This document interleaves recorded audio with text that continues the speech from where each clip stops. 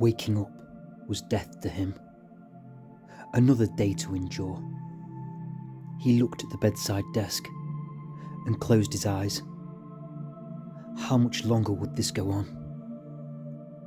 If it was up to him, he would remain there and wait till the end. But he needed to use the toilet, and he wasn't going to shit the bed. A painful reminder that he still cared about life. When he threw back the blanket, everything hurt. The elbow he got up on, the hip he turned on, the ankles he put on the cold wooden floor. As he stood, he felt pressure in his knees, and he hugged the wall tight. He had missed the toilet a few times in the past month. It had just fallen out. The first time, he had put his head against the wall and cried. His body was past its sell-by date, hanging on like an unwanted weed in a flower bed. Cleaning it up had made him feel less than an animal, for an animal wouldn't care. He was more like a disease. The smell had made him want to vomit, and he cried a second time when he watched the brown water fall down the sink from cleaning his hands. This morning was a good morning. He made it to the toilet. He preferred to sit on the floor. It's how he felt most comfortable. Though getting up and down took its time. It's how he liked to be. His back against the wall, his legs crossed, pondering time. How long and drawn it had become. He felt happiness and reason had been in some book he had once read. Something never lived. He knew of a man who had a family once, who'd laughed and smiled, drank wine and made love by the night, though it felt like it had never been him. He was nothing, a cyst, a plague, one that nobody knew. There was one place he found solace. It took him away from the realities of life, away from the biology, the blood, the piss, the guts and shit, the rot that comes to us all. Only one refuge for a man like him. It was art, a place of the mind that doesn't physically exist, but is more real than anything your fingers can touch. And what was his medium of choice? It leant upon the wall beside him. Had man ever created anything so perfect? Sure, the wheel had got things moving, but this had actually moved people, deep down, emotionally, where it mattered. It was his guitar. His arm reached out, quicker, more easily than any other movement that morning. His long fingers wrapped around her neck gently, and he took her in his quiet embrace. The guitar had always been his lady.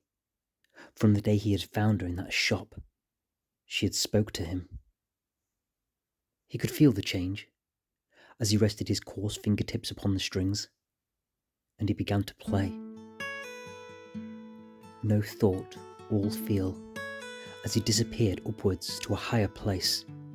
Mind, body and soul left the world, in a space in between, where all artists hold dear. He let the rhythm flow through his veins, fading further and further, to a distant place, like a bird gliding over an ocean sea, heading to the sunset, disappearing to new lands. As he played them strings, the vibration and perfect tones in perfect places hit the four walls.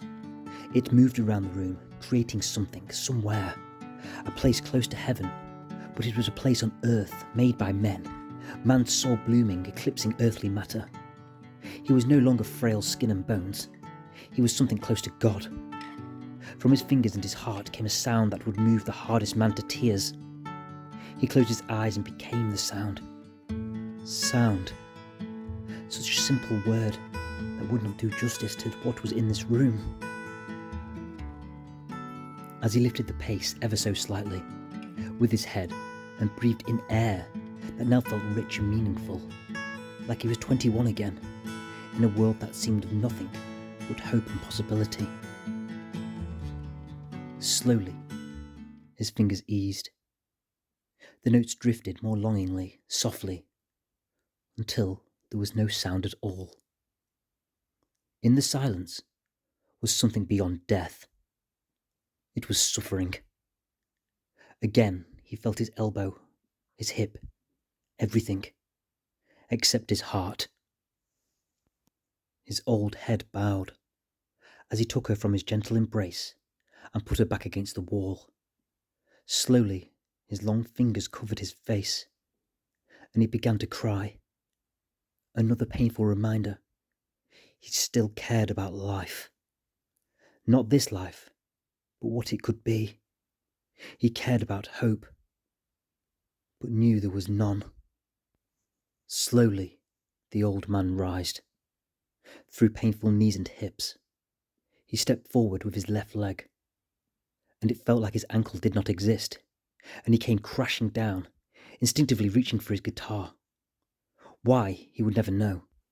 Perhaps he was like a mother, reaching for a child as a car came hurtling towards them. She fell to the ground before him, and he crashed upon her and felt her shatter.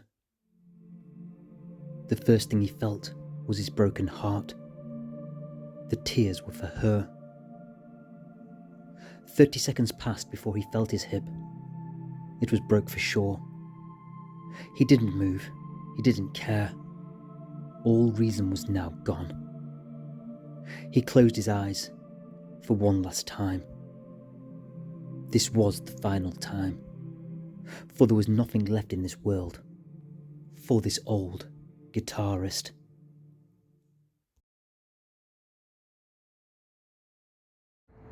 So, can you guess what painting was the inspiration for that really happy, really nice piece of prose? Nope. Well, I'll give you a clue.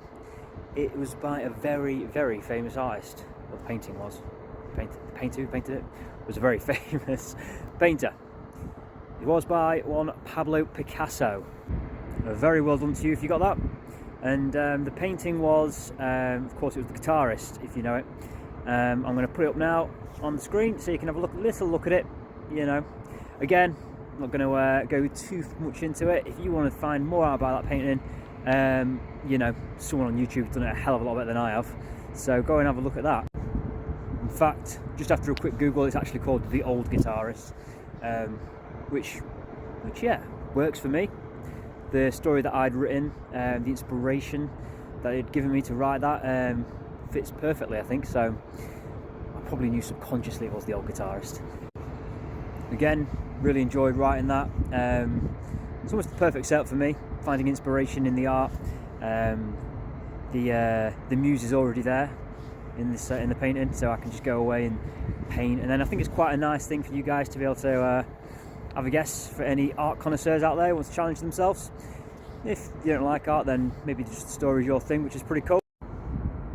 And I'll leave it there. I'll be back shortly for another one when I find another painting for some inspiration. Anyone is listening, give me a comment on maybe a painting to do, painting to write prose about. And if it's a bit noisy, it's a big factory thing there, my just outside my hometown. Got loads of flooding at the minute. So anyway, be back for another one, and like and subscribe if you liked it. If you don't, if you didn't, don't do that, because that'd be silly. See you later. Just one other thing, if you like the music, I'll put in that piece. I'll put a link in the description. Bye.